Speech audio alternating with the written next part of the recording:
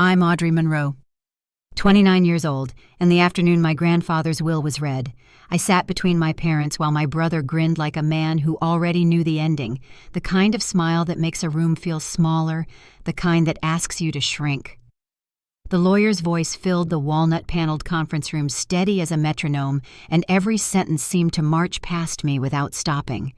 A mansion for my father, a portfolio for my brother land, and boats for the aunts and uncles who never missed an opportunity to raise a glass. When my name finally came, a single rusted key was placed in my palm, leaving a smear of red on my skin. My father's laugh arrived before I could breathe. My brother's came like an echo. The room tilted quiet and bright, as if the lights had gone up on a stage I never auditioned for. I closed my fingers around the key until it hurt, because if something has no value at all, you have to feel it bite to prove it's real. Before I go any further, tell me where you're listening from in the comments, and if you've ever had to find your courage when someone wrote you off tap, that like and subscribe, so this story finds the next person who needs it. I grew up on the near north side of Chicago, in a brick house where the windows caught the lake wind and the hallways smelled faintly of furniture polish. It was a place designed for hosting, not lingering.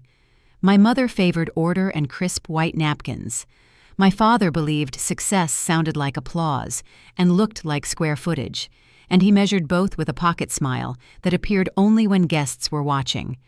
My brother Ryan learned early how to fill a room to gather praise like a sport to step into our father's shadow and call it home. I was the child who stayed late after school to finish a project, the one who listened more than she spoke, the one who learned that quiet doesn't always mean small. When I was little, my grandfather Walter would sit with me on his back steps after Sunday supper, a wool blanket around his shoulders, his hands still stained from the garage where he started his first company. He didn't lecture. He told short stories about busted fan belts in February, about deals sealed with a handshake, because a promise had to be heavier than money, about showing up when something broke and staying until it worked. It was a generous childhood, if you counted material things, less so if you counted conversations. My father loved a public success. My mother loved a good report. My brother loved being seen, and I learned to make myself useful. I took part-time jobs that smelled like toner and dust, learned to cook from the women who ran church suppers, kept careful lists on legal pads because writing things down made the ground feel steady. When college ended, I stepped into office life on the bottom rung, answering phones in a space with gray partitions and coffee that never tasted right. I rented a narrow apartment with warped baseboards and a window that stuck each spring. Ryan's photos came through the family group chat conferences and corner offices, midnight shots of skyline views from friends' penthouses, while mine were small things, a potted herb on the sill, a second-hand chair sanded and stained on a Saturday, a bus pass tucked inside a wallet with a cracked stitch. My grandfather watched it all with a patience that felt like shelter. He would stop by the apartment unannounced with a bag of groceries and a broken appliance he wanted me to help take apart on the kitchen table. Not because the toaster mattered, but because he believed in the time it took to understand how something was built. When the last winter he was here grew long and gray, we sat together while the radiator hissed, and he said almost as an afterthought that the first step is usually the ugliest and the most important. I wrote it on a card and taped it inside a drawer where no one could see it. He passed in early spring after the snow had retreated into dirty mounds along the curbs, and the city felt louder in the weeks that followed, as if traffic had been turned up a notch. The day of the will reading, I pressed my palms together under the table to keep them from shaking. The room held the kind of silence that makes watches tick louder, and Peter Lang, our family attorney since I was a child, read the document with the care of a man who knows the gravity of sentences. When he reached my father's name, when he listed deeds and properties, there was a low hum of approval. When he turned to Ryan and mentioned investments that glowed like numbers on a scoreboard, a cousin exhaled a soft wow that wasn't meant to be heard. Then Peter paused, looked at me with something like apology, and nodded to his assistant, who placed the key in my hand. No box, no ribbon, just iron gone to rust. My father smiled without warmth, the kind of smile that avoids the eyes, and a few chairs shifted as if even the furniture wanted to see what would happen next. I kept my face still, said, "Thank you," because the room expected it, and slid the key into my pocket, like a secret I didn't ask for.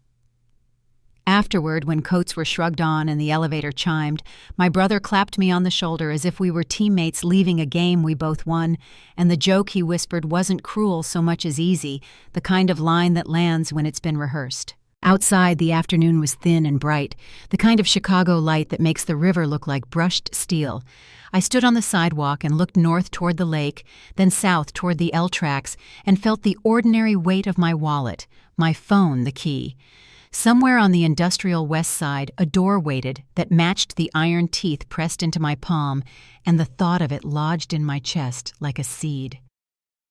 I didn't go home. I rode the bus until the stops thinned and the sky lowered, and I sat with the hum of the engine and the soft rise and fall of other people's conversations, the kind you only catch when you're not meant to listen. On my lap, I turned the key over with my thumb and felt the burrs along the edge. It was an unlikely thing, heavy for its size, ordinary to anyone else. But my grandfather never believed in gestures that didn't have a job to do, and as the bus rattled across the river, I realized the only way to settle the heat in my face and the ring of laughter in my ears was to find the lock that fit. When I stepped down at my stop, the wind came off the tracks and caught my hair, and I thought of the sentence taped inside my drawer: "The first step is ugly and important," before I tucked the key deep into my coat pocket and started walking toward the stretch of warehouses where the city goes quiet. The bus rattled down the avenue long after the streetlights blinked on their yellow halos pooling across the cracked sidewalks. I sat by the window, with my coat collar pulled up, the key heavy in my pocket, and my thoughts even heavier. When I finally reached my apartment, the night air was damp and carried the faint scent of exhaust and rain. My roommates were still awake, laughing over some show in the living room, but their voices blurred into a hum as I slipped into my small bedroom and shut the door behind me. The light from the bedside lamp fell across the second-hand dresser, the uneven stack of bills, and the worn rug that curled at the edges. It wasn't much, but it was mine. I sat on the edge of the bed, pulled the key from my pocket, and set it in my palm. The rust caught the glow of the lamp like a dull ember. I thought about the mansion my father now called his, about the way Ryan had clapped my shoulder at the lawyer's office, as if my humiliation were a shared joke. My chest tightened, and for a moment, the air felt too thick to breathe. The next morning, the alarm buzzed at 6. I dressed in the half-dark, careful not to wake anyone. The mirror over the sink showed a woman with sleep-creased cheeks and hair that never quite stayed in place. I brewed coffee strong enough to stand a spoon upright and left for the bus stop while the city was still gray with dawn. The wind came sharp off the lake, cutting through my thin coat, but I liked the quiet before Chicago truly woke. At the insurance office downtown, the fluorescent lights hummed above the maze of cubicles. My desk sat near the copy machine, the one that jammed every other hour. I logged into my computer, sorted policy forms, and answered phones in a voice that didn't sound like mine after a while. People walked past without looking up, heels clicking, ties swinging. It was a rhythm I'd memorized: efficient, unkind, endless. At lunch, I ate a sandwich at my desk, watching two coworkers giggle by the vending machines. They had manicured nails and talked about a new restaurant on the river. I nodded when they glanced my way, but the conversation closed before it reached me. When 5 o'clock came, I stayed a little longer to finish the backlog, because it was easier than going home. By the time I stepped outside, the streets were slick from a quick rain. I passed window displays filled with clothes I couldn't afford and saw my reflection between them, shoulders hunched, eyes down, blending into the motion of the crowd. I wondered what my grandfather had seen in me that no one else did. Maybe the key was a message, maybe a mistake. Either way, it had its own gravity. That night, I pulled the key from the drawer again. I could still hear his voice from years ago, low and steady, telling me that life wasn't about the applause. It was about doing the next right thing, even when nobody was watching. I stared at the flaking red dust along the grooves and felt something inside me shift. Whatever waited on the other side of the lock, I needed to see it for myself. The next evening after work, I followed the directions I'd found scribbled in old property records online. The West Side Industrial District wasn't far, but it felt like another world. The air carried the tang of metal and rain-soaked concrete. Warehouses stretched along the narrow street, their windows boarded, their signs faded. The one at the end of the block bore a single word, barely visible through grime Monroe. I stopped in front of it, the wind tugging at my coat. The door was solid iron, scarred with age, the padlock old but intact. For a long moment, I just stood there, the city noise fading until I could hear my own pulse. Then I slid the key into the lock. The metal resisted, then gave way with a sharp click that echoed down the empty street. The hinges groaned as the door creaked open. The smell hit first dust oil and something older like time trapped in the walls. I turned on my phone flashlight, the beam cutting through the dark.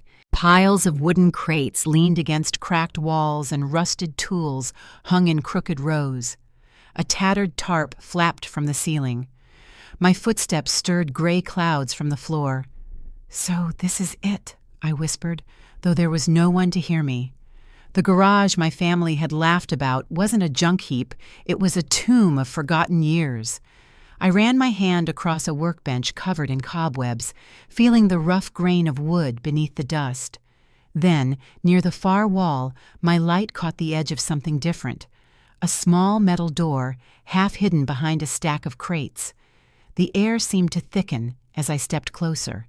The door was bolted shut, but above it was a brass plaque, so tarnished it barely gleamed. I wiped at it with my sleeve until faint letters appeared. My breath caught. It was engraved with my name and birthday. My knees weakened. For a moment, the world narrowed to the size of that plaque.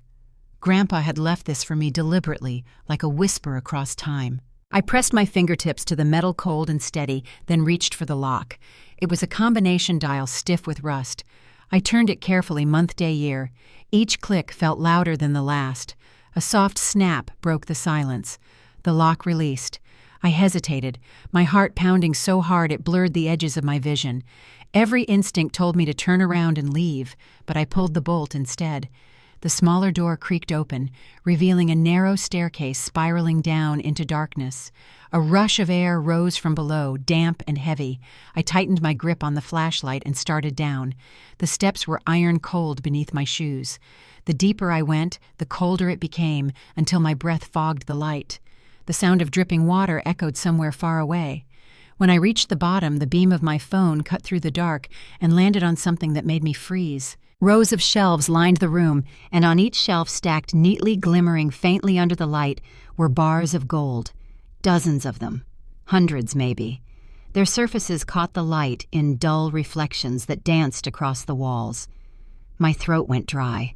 I stepped closer, my pulse loud in my ears, and touched one. It was cold, solid, heavier than it looked. At the center of the room stood a small iron table with a single envelope sealed in red wax. My name was written on the front in handwriting I hadn't seen since the funeral.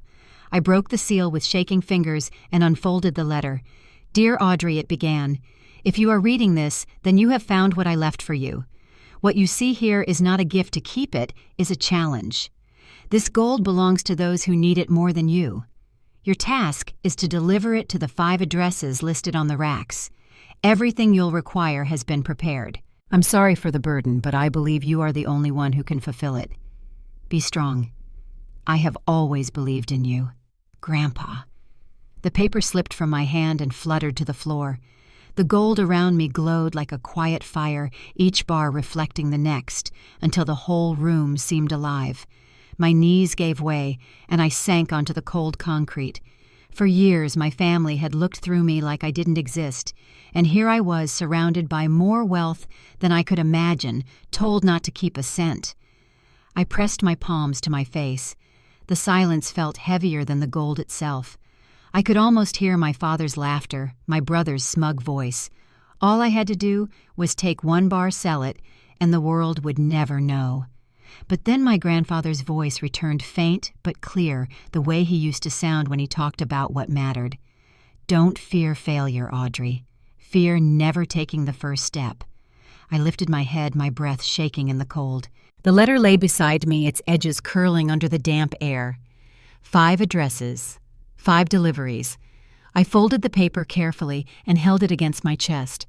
The temptation roared through me like fire, but beneath it, something steadier pulsed, a promise quiet and stubborn. When I climbed back up the stairs, the air from outside felt warmer, sharper, full of rain. The city lights shimmered through the drizzle as I locked the door behind me. The key clicked once, final and sure. I stood there a long moment, soaked through, listening to the hum of distant traffic and the faint whisper of my grandfather's words. By the time I turned to leave, dawn was beginning to lighten the horizon. I tucked the letter into my coat pocket, the ink already smudged at the corners. Whatever came next, the decision was already made. I would deliver the gold. But I couldn't yet imagine how much it would cost to do what was right. I barely slept after leaving the garage. Every time I closed my eyes, I saw the rows of gold bars stacked like quiet witnesses, and the letter folded in my coat pocket. The city woke before I did the low hum of traffic seeping through the walls of my apartment. I made coffee I couldn't taste and sat at the kitchen table long after the cup went cold. 5 addresses, 5 deliveries. The words from my grandfather's letter circled my thoughts until I couldn't tell if the pulse in my neck was fear or determination. By mid-morning, I called in sick to work. My voice didn't sound like mine when I told the receptionist I'd caught a cold. I opened the laptop and searched for the first address on the list, a cabin somewhere in the Adirondack Mountains of New York. The map zoomed in on a patch of green and a narrow line of road that ended in nothing. I wrote down the route, closed the computer, and sat staring at the rusted key on my dresser. I didn't know what I was doing or how I was supposed to move something that could buy an entire city block, but I knew I couldn't walk away from it either. I borrowed a small moving truck from a coworker who owed me a favor, loading 1 crate of gold bars into the back under the cover of night. Even with gloves, each bar was heavier than I imagined. By the time I secured the crate with rope, my hands were shaking. I started the engine, the dashboard light washing my face in pale green. For a moment, I considered driving anywhere else southwest as far as the road allowed, but I turned north instead. The first day of the drive passed in a blur of highway and radio static. I stopped at gas stations where the coffee burned and the air smelled of rubber and rain. I slept in rest areas with the truck locked tight and my head against the window, jerking awake at every sound. Each time I glanced in the rearview mirror, I half expected to see flashing lights or someone following me. By the third morning, the air had turned sharp, the horizon lined with pines and snow-dusted hills. The road to the cabin was narrow and winding, the kind of road where silence replaces civilization. When the tires crunched over the final bend, a small wooden house came into view, smoke curling from the chimney. I parked and climbed out, boots sinking into the snow. The cold bit through my coat as I knocked on the door. An old man opened it, thin-stooped, his eyes clouded but steady. "Henry?" I asked, my breath fogging in the air. He nodded once, studying me as though he already knew why I was there. "You're Walter's granddaughter," he said quietly.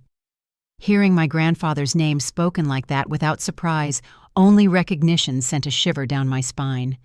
I dragged the crate across the porch and pushed it inside. The room smelled of wood smoke and old paper. When Henry saw the gold, his hand tightened on his cane, but not with greed. There was something like sorrow in his eyes. "During the war," he murmured, "your grandfather saved my platoon, took a bullet and never told a soul. We promised him we'd never forget." Looks like he didn't either. He reached out his hand, trembling as it brushed one of the bars. He said someday his granddaughter would finish what he started. I didn't know what to say. Henry's fingers closed around mine with surprising strength. "You have his eyes," he whispered, "the kind that see what others overlook." I left the cabin just as the sun slid behind the trees, turning the snow pink and gold. As I walked back to the truck, the cold burned my lungs, but something inside me steadied. The first delivery was done. 1 crate down, 4 to go. The next name on the list led to Boston. I ditched the truck in a public lot, too afraid of drawing attention, and carried a smaller shipment wrapped in thick canvas. The train station was crowded, its air heavy with coffee and perfume. I bought a ticket, found a seat near the window, and kept my hand on the crate the entire ride. Every rattle of the tracks felt like a question I couldn't answer. Boston's skyline rose through a veil of fog, sleek and modern against the winter gray. The address pointed to an office tower overlooking the harbor. I took the elevator to the top floor, my pulse quickening with every floor number that blinked past. A man in his 60s met me at the door, tall, silver-haired, wearing an immaculate suit. "Mr. Donovan," I asked. "Charles Donovan." His handshake was firm, his expression unreadable. When I set the crate down and unwrapped it, the gold gleamed under the fluorescent lights. Donovan's gaze softened. "That's Walter's way," he said almost to himself, keeping his word even when no one remembers the promise. He poured 2 glasses of whiskey and pushed one toward me. "Your grandfather started with grease under his nails. Integrity was his currency long before money ever was." He slid a folded note across the desk. I opened it with shaking hands. The handwriting was familiar, slanted, deliberate. 5 words. "Keep your integrity, Audrey. Gold is secondary." The breath caught in my throat. Donovan watched me quietly. "He believed in you," he said. "Don't forget that." When I stepped back onto the street, the harbor wind hit hard, carrying the faint smell of salt and diesel. I pressed the note against my chest until the edges wrinkled under my fingers. The city lights reflected off the water, and for the first time since finding the vault, I felt something break loose inside me, a mix of pride and fear that left me unsteady. The train ride back felt longer. I kept my eyes closed most of the way, the rhythm of the wheels lulling me toward exhaustion. Each time I drifted close to sleep, a flicker of temptation crept in. I could take 1 bar from the next crate, sell it, no one would ever know. The image came unbidden, walking into a car dealership paying cash, watching my father's face when he realized I wasn't small anymore. But the thought of Henry's handshake and Donovan's quiet respect cut through the fantasy. The temptation lingered, but it lost its voice. By the time the train pulled into Chicago, snow had begun to fall again, light as dust. I rented another truck from a different company, unwilling to leave a trail, and loaded the next crate with careful hands. The 3rd address was scrawled near the bottom of the list in smaller writing than the others, Tucson, Arizona. The distance looked impossible, but the road was the only way forward. For days I drove through miles of highway that stretched like ribbons through the desert. The heat during the day felt endless, and at night the air turned cold enough to sting. I barely slept, surviving on coffee and gas station sandwiches. The crate shifted behind me whenever I hit a bump, the sound reminding me what was at stake. By the time the city limits of Tucson appeared, I was running on adrenaline. The address led to a nursing home on the outskirts, a squat building surrounded by wildflowers. Inside, the air smelled faintly of lavender and antiseptic. A nurse with silver-streaked hair looked up as I entered, her eyes widening at the sight of the crate. "William Walter. He never forgot us," she said softly as if to herself. She led me to a common room filled with elderly residents playing cards and watching television. When she spoke my grandfather's name, several heads turned. An old man near the window wiped his eyes. "He gave us blankets one winter," he said. "Meals when the funding ran out. Never asked for a thing in return." I set the gold down and stepped back, my throat too tight to speak. The residents surrounded the crate, not with greed, but with reverence, touching the bars like sacred relics. Their gratitude filled the room quiet and genuine until I had to look away. That evening they invited me to stay for dinner, simple stew, mashed potatoes, and warm bread. The conversation was soft, the laughter real. For a few hours I forgot about the weight of the remaining crates, the noise of the city, even the shadow of my family. When I finally stepped outside, the desert sky was painted with stars. The drive back to Chicago felt lighter, though the miles ahead were long. 3 addresses remained, each one a mystery. I didn't know where they would lead or what they would demand of me, only that I had begun to understand what my grandfather meant by believing in me. The gold was heavy, but the trust behind it was heavier still. As the first morning light broke over the interstate, I whispered to the empty cab, 3 more. My voice sounded stronger than it had in weeks, yet deep down I knew the hardest part wasn't over. The final deliveries would test more than my strength. They would test who I was when no one was watching. The miles blurred together on my way back to Chicago. The hum of the highway became its own kind of silence. Somewhere past Oklahoma, a thin line of light spread across the horizon, washing the world in pale gold. I hadn't seen the vault in over a week, but I could still picture the empty shelves waiting for what came next. 3 addresses remained on the list folded in my jacket pocket, each one written in my grandfather's uneven handwriting. Every time I stopped for gas, I traced the letters with my thumb, as though they could tell me what he'd meant by believing in me. When I finally reached the city, the air felt heavy with the kind of chill that comes just before rain. I rented a smaller truck this time, more practical and less conspicuous, and spent the night packing another crate. My back ached from lifting the gold, each bar pressing into my palms with the weight of a decision. I didn't know where the next stop would lead, but the pattern was clear, each delivery tied to a part of my grandfather's past that I'd never known existed. The new address was written near the bottom of the list, underlined twice. It led to a foundation in downtown Chicago called the Horizon Trust. I'd passed its glass building countless times without ever looking up. The name didn't mean much to me then. Now it felt like the last door before the end of a long hallway. The next morning, I drove through steady rain, the windshield wipers keeping time with my thoughts. The Horizon building rose between 2 towers, its entrance marked by a simple bronze plaque. Inside the lobby gleamed with marble floors and soft light that smelled faintly of cedar. A receptionist greeted me with a polite smile, but her eyes flicked toward the crate I wheeled behind me. "Can I help you?" she asked, her voice cautious. I handed her the sealed envelope bearing my grandfather's name. The moment she saw it, the color drained from her face. She pressed a button on the desk phone. "Mr. Carter," she said quietly, "you'd better come down." Minutes later, a man in his late 50s appeared from the hallway. He was tall, dressed in a simple gray suit, his expression somewhere between disbelief and gratitude. "Walter Monroe," he said softly, touching the edge of the envelope. "It's been a long time." He led me to his office, where framed photographs lined the walls, children in hospital beds, families in disaster zones, graduation ceremonies. When I opened the crate and the light hit the gold, he didn't look surprised.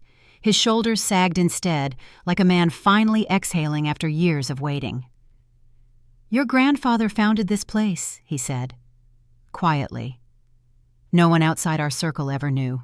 He built hospitals, schools, relief programs, all anonymously. He said true generosity doesn't sign its name. He placed one of the gold bars on his desk, running a hand over the smooth surface. "This must be the final installment. He told us someone would come." I didn't trust my voice, so I just nodded. Mr. Carter opened a drawer and took out a thick folder. Inside were pages of photos and letters, projects funded across the country, each stamped with the same small emblem, a rising sun drawn in pen. My grandfather's mark. I turned the pages slowly, the images blurring as my eyes filled. Children holding diplomas, doctors standing beside new hospital wings, people smiling through grief. My throat tightened until it hurt to swallow. "He never wanted credit," Mr. Carter said gently.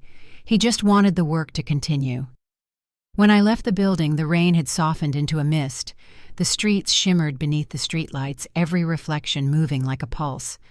I sat in the truck for a long time before starting the engine. All the gold was gone now. The vault that had once gleamed with impossible wealth was empty, and I couldn't tell whether I felt lighter or lost. That night, I drove aimlessly through the city until the buildings gave way to the industrial district. The garage stood where I'd left it dark, quiet, the sign above the door nearly swallowed by rust. I parked by the curb and sat there with the headlights off, watching the rain bead on the windshield.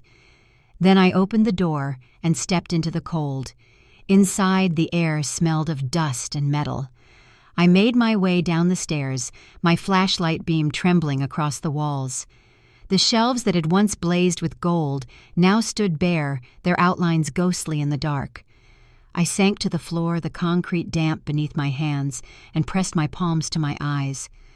"I did it, Grandpa," I whispered. "It's all gone." The silence swallowed my words. For months I'd carried more wealth than most people would ever see, and now there was nothing left. No gold, no proof, no applause, just a hollow room and the echo of my own heartbeat. I stayed there until the cold crept through my coat, until the sound of rain became a steady hum above me. At some point, I must have fallen asleep. When I woke, the light filtering down the staircase was pale and gray. My body ached as I pushed myself up my knees, stiff from the concrete. The vault was quiet, the kind of quiet that makes you question if you've ever truly been alone before. I ran my fingers along the edge of the empty shelf, leaving streaks in the dust. For a moment, I wondered if my grandfather had meant for me to keep at least one bar, something tangible, to remind me that all of this had been real. But the thought passed quickly. The letter had been clear this gold wasn't mine to keep. Still, the emptiness hurt. I thought of my father's voice the day of the will, reading his laughter when the key was placed in my hand. I imagined what he'd say if he could see this now that I'd wasted the one chance at security he believed I'd ever have. And maybe he'd be right. I was broke, exhausted, and standing in a basement that belonged to ghosts. I sat down again, pulling my knees to my chest. The sound of water dripping somewhere in the dark filled the silence. My grandfather's words echoed in my head, the same ones he'd written on the note Donovan had given me. Keep your integrity. Gold is secondary. I whispered them under my breath until they didn't sound like words anymore, just rhythm. I don't know how long I sat there before the sound of the iron door creaking open cut through the stillness. Footsteps descended the stairs, slow, deliberate, confident. I froze, my flashlight shaking in my hand. A man appeared at the bottom step. Tall, gray-haired, dressed in a dark suit. He looked out of place in the dust and shadows. "Ms. Monroe," he said calmly, his voice carrying through the room. "I'm Arthur Hayes, your grandfather's private attorney." I stood slowly, my back against the wall. He already had an attorney I managed. Peter Lang read the will. Arthur gave a small, knowing smile. "Mr. Lang handled the public estate. I handle what your grandfather called his personal matters." He set a leather briefcase on the table, its brass clasps glinting faintly in the flashlight's glow. "I've been waiting for you." The words made the air feel heavier. "Waiting for me?" I asked. Arthur nodded. "Your grandfather instructed me to monitor this vault. There's a silent alarm connected to the door. When you opened it weeks ago, I was notified. And when the final delivery was made, I knew it was time." He opened the briefcase and pulled out a sealed envelope, the same red wax mark pressed on the front. "He wanted you to have this only after the task was complete." My hands trembled as I took it. The seal broke easily under my thumb. The handwriting inside was shaky but unmistakable. "If you are reading this, Audrey, you have done what I hoped you would. You chose compassion over pride. The gold was never meant to be yours. It was meant to prove that you could carry the weight of responsibility without letting it crush your heart." I looked up at Arthur, unable to speak. He opened a second folder and spread documents across the table: bank statements, real estate deeds, stock certificates. "This trust was established years ago," he said. $10 million in your name. Your grandfather wanted to be sure you understood what true wealth meant before giving it to you." My knees nearly gave out. The words echoed in my head. "You have fulfilled my last wish." I sank into the nearest chair, the papers trembling in my hands. For a long moment, the only sound in the room was the soft, steady drip of water from the ceiling. Arthur closed the briefcase. "He believed in you, Ms. Monroe. Now it's your turn to believe in yourself." He climbed the stairs and disappeared through the door, leaving me alone with the letter and the hum of the city faint above. The shelves were empty, but the emptiness no longer felt like loss. It felt like space room for something new to begin. When I finally stepped outside, the rain had stopped. The sky was clear, washed clean, and the streets glistened under the streetlights. I tucked the letter inside my coat and looked once more at the faint outline of my name above the door. The night air carried the scent of wet pavement and the promise of something steady waiting ahead. I walked toward it, the sound of my footsteps fading into the quiet, knowing that what came next wouldn't be about proving anyone wrong, it would be about living up to the faith he'd placed in me. When the rain finally stopped, I stayed standing outside the garage for a long time, watching the puddles ripple under the streetlight. The air smelled faintly of rust and wet pavement, the same scent that clung to the key the day my grandfather's will was read, but now the heaviness I'd carried felt different. The vault behind me was empty, yet I didn't feel poor. Arthur's words still echoed in my mind. "He believed in you. Now it's your turn to believe in yourself." I drove home as dawn crept up the skyline. The city was washed clean, its streets glinting with a thin sheen of light. I parked outside my apartment building and sat there for a moment, the hum of the engine fading to silence. On the passenger seat lay the folder Arthur had given me, a trust worth $10 million documents that could rewrite the life I thought I'd lost. I didn't open it again. Not yet. Inside my apartment, everything looked smaller. The chipped coffee mug, the creaky window, the uneven rug, all of it felt like a version of me that no longer fit.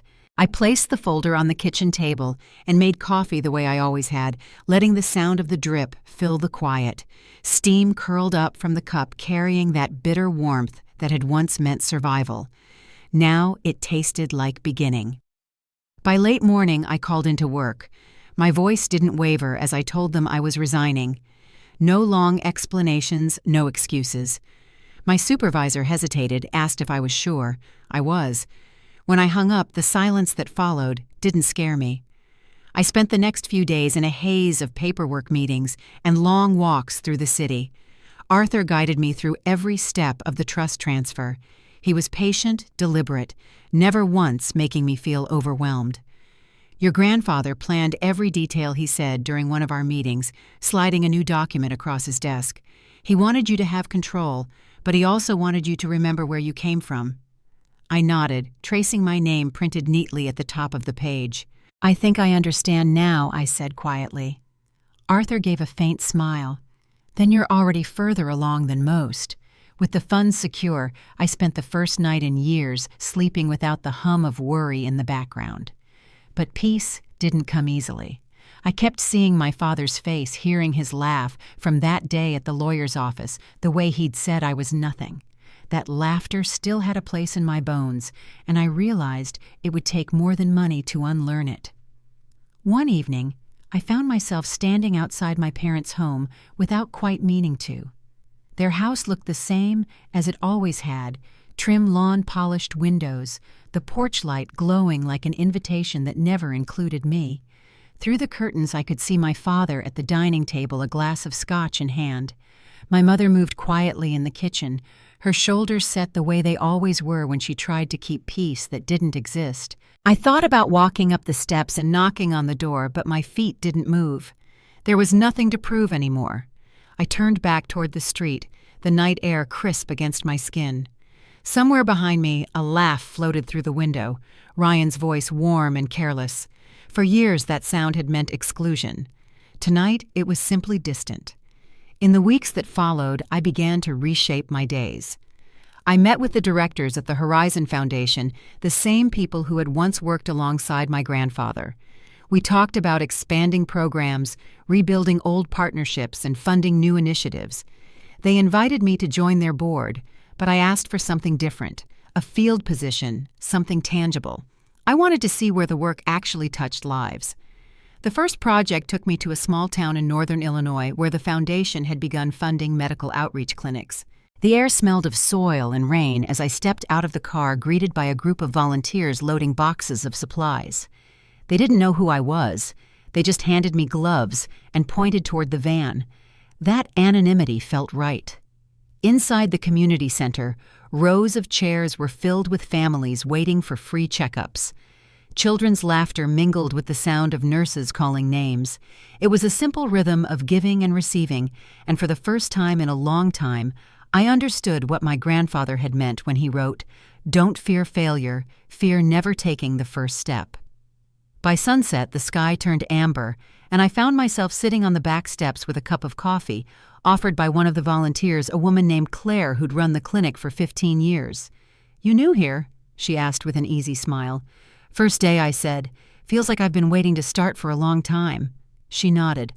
"The first day's always heavier than you expect, but it gets lighter." I watched the last of the families leave their silhouettes framed against the orange sky. The weight I carried wasn't gone, but it was changing shape, less burden, more anchor. When I returned to Chicago, Arthur called with news. "The Foundation's records have been updated," he said. "Your grandfather's name will remain anonymous, as he wished, but your role can be public if you want it." I looked out the window at the city lights blinking on one by one. "No," I said, after a pause. "Let's keep it quiet. The work should speak for itself." He didn't argue. "Walter would have liked that," he said. That night, I reopened my grandfather's final letter, the one Arthur had given me in the vault. The paper had softened from being read so many times, the ink slightly smudged near the fold. I read the last line again, the one that had stayed with me since the moment I first saw it. "True wealth isn't measured by what you keep, it's measured by what you build for others." The next morning, I began laying out plans for what came next. A scholarship fund for students from working-class families, a mentorship program for young women in finance, inspired by the path I'd once thought was too narrow for me. Each idea felt like a thread connecting me back to him, weaving something larger than either of us alone. Weeks passed quietly until one afternoon, an unexpected letter arrived in my mailbox. The handwriting stopped me before I even opened it, my father's. The envelope was thick, the paper creased at the corners. I stood at the counter for a long time before sliding a knife under the seal. The letter inside was short. "Audrey," it began. "I don't know what to say, except that I was wrong. Your grandfather would be proud. I didn't understand what he saw in you, but I do now. If you ever want to talk, you know where home is." I folded the paper slowly and set it aside. There was no anger left in me, only a quiet sense of distance. I didn't know if I'd ever walk through that door again, but for the first time, it didn't feel like loss. It felt like choice. That evening, I drove back to the industrial district. The garage stood silent under the pale glow of the street lamp, its sign almost unreadable now. I unlocked the door and stepped inside. The air was cool and still, and for a moment I imagined my grandfather standing there beside me, hands in his pockets, the faint smile he wore when he was proud but didn't want to show it. "I did it, Grandpa," I whispered, my voice echoing softly against the walls. "Not the way they expected, but the way you taught me." The light caught the brass plaque on the inner door, the one engraved with my birthday. I reached out and brushed the dust from it, the metal warm under my fingers. When I left, the sky was streaked with the first light of morning. The city stretched ahead, quiet and wide. For the first time, I wasn't running from anything. I was walking towards something steady, certain, and mine to build. The following months unfolded quietly, almost too quietly at first. My days settled into a new rhythm that felt both unfamiliar and steady. I spent mornings at the Horizon Foundation office, reviewing proposals and visiting sites the board had supported in the past. In the afternoons, I met with community leaders, teachers, and small business owners, people who worked without applause, the kind my grandfather would have admired. Each conversation built on the last small pieces, fitting into a larger pattern that I hadn't seen before. The scholarship fund took shape faster than I expected. We named it the Monroe Initiative, not for the family that ignored me, but for the man who had believed in what I could become. The first group of students we accepted came from neighborhoods that didn't usually make the news. They were young, uncertain, and eager in a way that reminded me of myself at their age. Watching their faces light up as they talked about plans and majors filled the room with a kind of warmth that no amount of gold could match. Still, the work brought memories with it of long nights in that damp vault of the key pressed into my palm the day my father laughed. Some evenings I caught myself standing by my apartment window looking out over the city, feeling the same pull between pride and emptiness. I told myself it was just exhaustion, but beneath the surface, something unresolved lingered. One Sunday morning I received a call from Arthur. "There's something you should see," he said. His tone carried that measured calm that always came before important news. We met later that day at his office, where he slid a thin folder across the desk. Inside was a notice, a formal invitation to a family gathering at my parents' home. My brother's firm had just received a national award, and my father was hosting a dinner to celebrate. The guest list included everyone who had ever doubted me. Arthur folded his hands. "You don't owe them anything," he said. "But if you choose to go, go as yourself, not as the person they expect." I nodded, though the thought of walking back into that house made my stomach tighten. It had been over 2 years since I'd last stood in that dining room.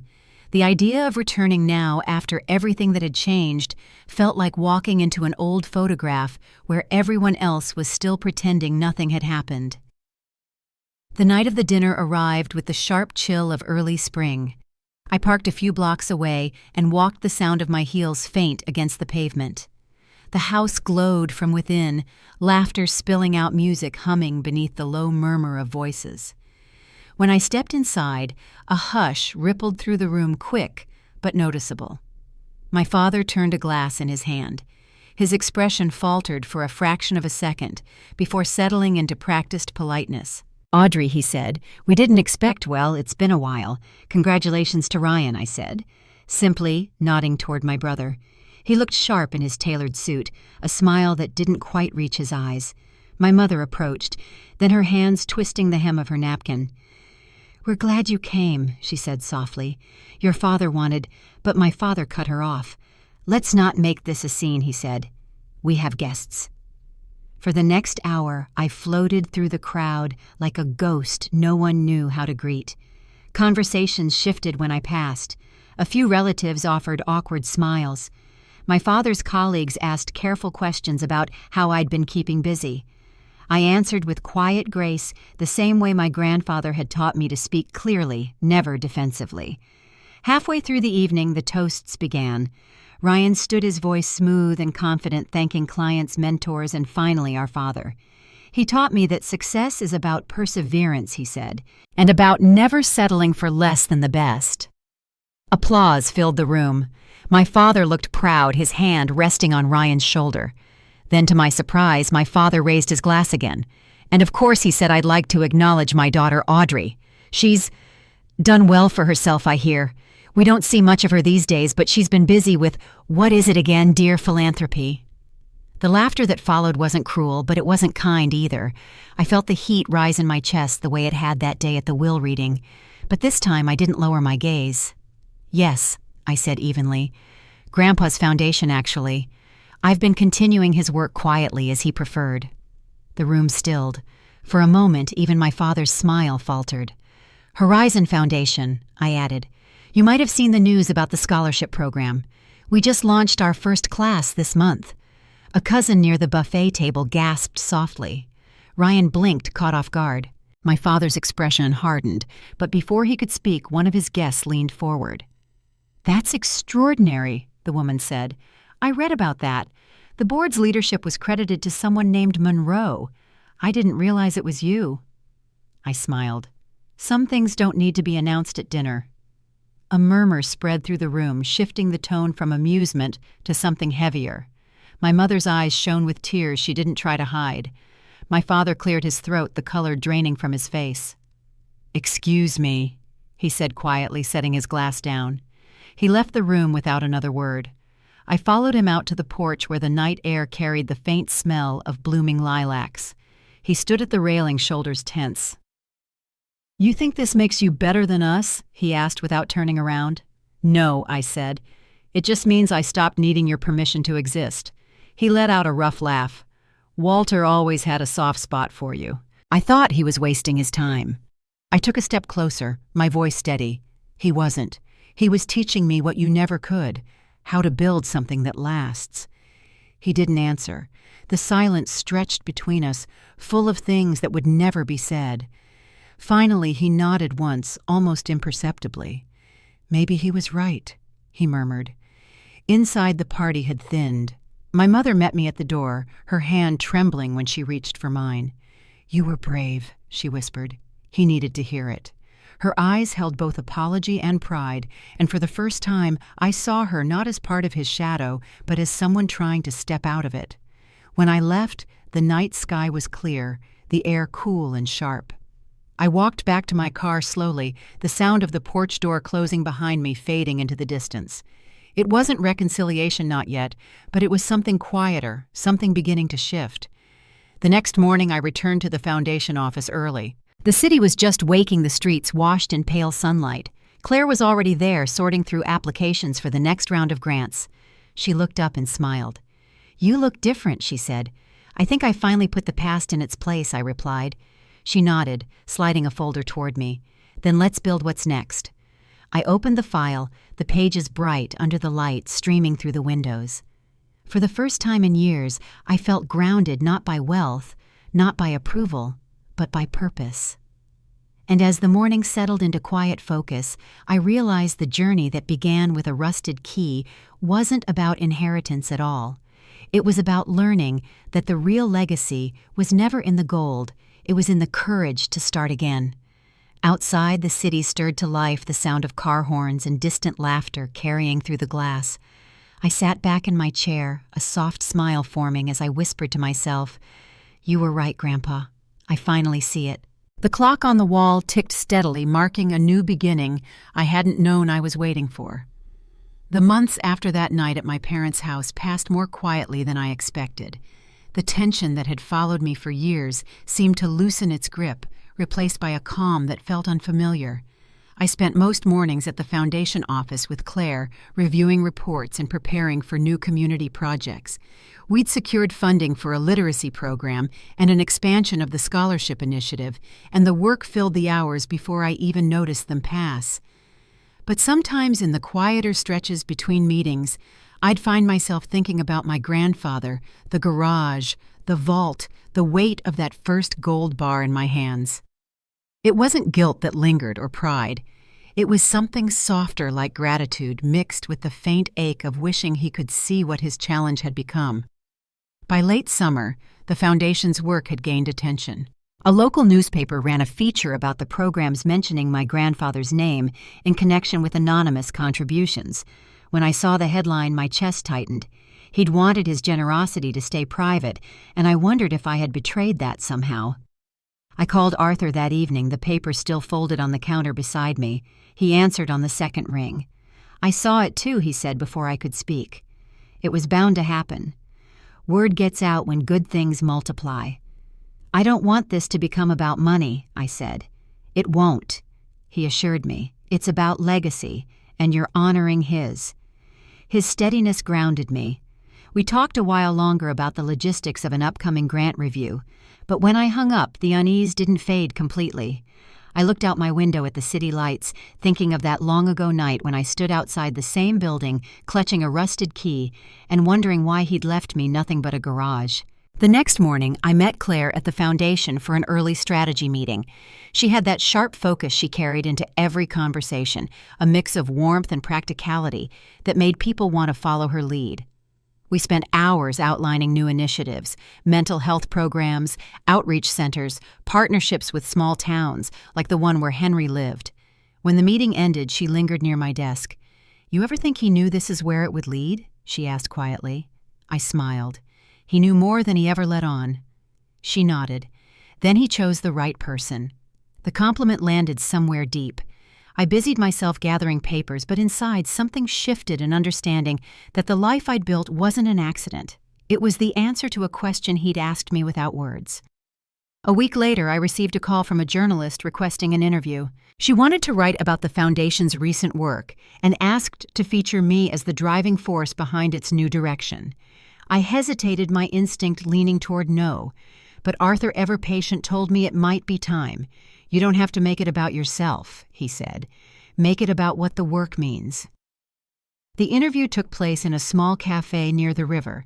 The journalist, a woman named Janet Lewis, arrived with a notepad and a kind smile. She asked thoughtful questions not about wealth or inheritance, but about people. What motivated me, what I'd learned from running programs that relied on trust instead of publicity. When she asked about my grandfather, I paused. "He believed in quiet good," I said finally. "He taught me that worth isn't something you prove, it's something you live." She didn't press further, just nodded and wrote it down. By the time the story ran, the focus was exactly what I'd hoped, not on me, not on the fortune, but on the work and the communities it touched. Still, the article stirred something unexpected. Donations surged. Schools and charities began reaching out, asking to partner. Even more surprising were the letters, handwritten ones, that arrived at the foundation by the dozen.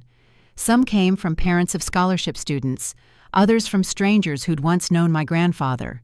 One envelope bore no return address, just a single line on the back. "He'd be proud of you." I kept that one in my desk drawer. Not long after Arthur invited me to lunch. He chose a quiet restaurant tucked off Michigan Avenue, the kind with crisp linens and waiters who seemed to glide. We talked about upcoming audits, grant expansions, and the next fiscal cycle, but his tone shifted midway through the meal. "Your father called me last week," he said. I set down my fork. "About what he asked about the foundation," Arthur replied. "He wanted to know if you'd consider attending a public ceremony next month. Apparently Ryan's firm is contributing to a city development project, and they're recognizing several philanthropic organizations, including yours." I took a slow breath, letting the words settle. The thought of standing on a stage beside my father and brother made my stomach twist. But this wasn't about them anymore. It was about representation, about carrying the name Monroe in a way that meant something different. "I'll go," I said. Arthur gave a single nod. "I thought you might." The evening of the event arrived under a sky painted in pale pink and silver. The City Hall auditorium buzzed with voices and camera flashes, all the pomp that came with public recognition.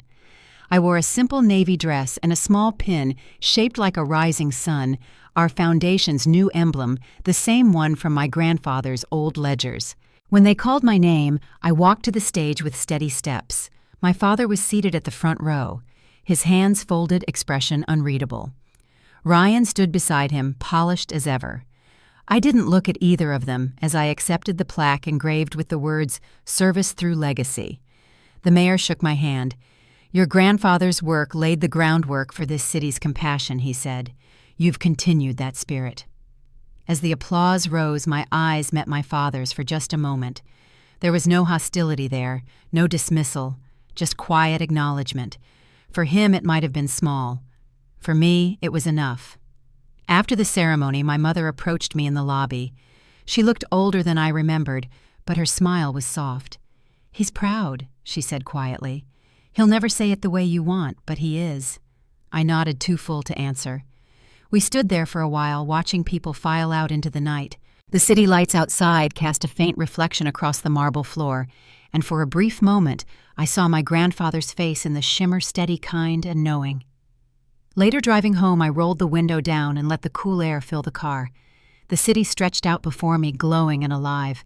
Somewhere behind me, the sound of applause faded into memory, replaced by the hum of something simpler. Peace. When I reached the garage that had started it all, I parked and sat for a long moment before unlocking the door. The air inside was cooler now, the dust thicker, but the stillness felt familiar. I walked to the far wall where the plaque with my birthday still hung, brushed my hand across it, and whispered, "It's done, Grandpa. You were right." Outside, dawn was beginning to break again, just as it had that first night. The city lights dimmed against the growing light of morning, and I knew the next chapter was already waiting.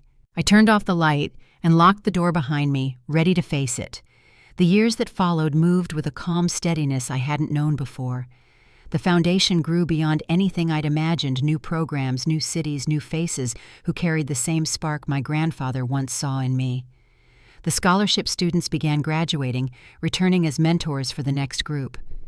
I watched them speak with confidence I'd once prayed for in myself, and every time it felt like another small promise kept.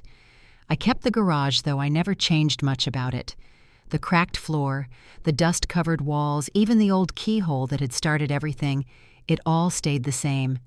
Sometimes after long days at the office, I'd stop there on my way home, turn the lights on, and let the quiet wrap around me.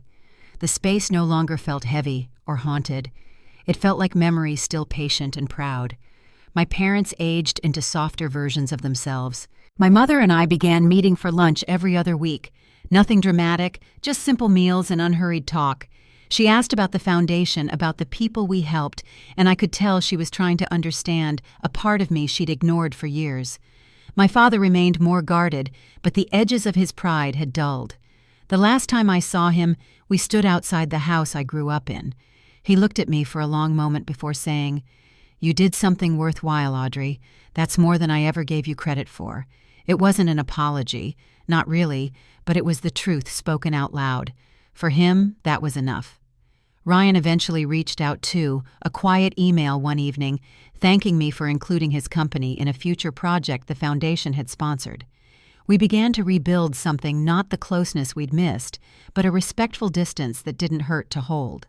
Life rarely gives back the years we lose, but sometimes it gives us peace in their place. One fall morning, I visited the nursing home in Tucson, where I'd once delivered one of my grandfather's final gifts. Susan still ran the place, her hair grayer now, but her eyes just as kind. The walls were lined with photographs, new wings, new residents, all funded through programs the foundation helped sustain. She hugged me at the door, laughing softly. "Your grandfather would have loved this," she said. "He always said generosity should echo." I looked around the room and realized that it was echoing in ways even he might not have expected. That evening, as I boarded the flight home, I pulled out the folded letter I still carried in my wallet. The paper was worn at the edges, the ink fading in spots where my fingers had traced the words too often. "You chose compassion over pride. The gold was never meant to be yours. It was meant to prove that you could carry the weight of responsibility without letting it crush your heart." I read it again just once and smiled. When the plane landed in Chicago, twilight stretched across the city. I took the long route home, passing by the lakefront where the wind carried the scent of rain and iron.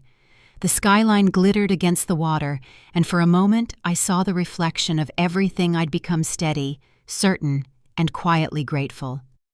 At the foundation office, a framed photo of my grandfather hangs near the entrance now. It isn't there for decoration, and there's no plaque with his name.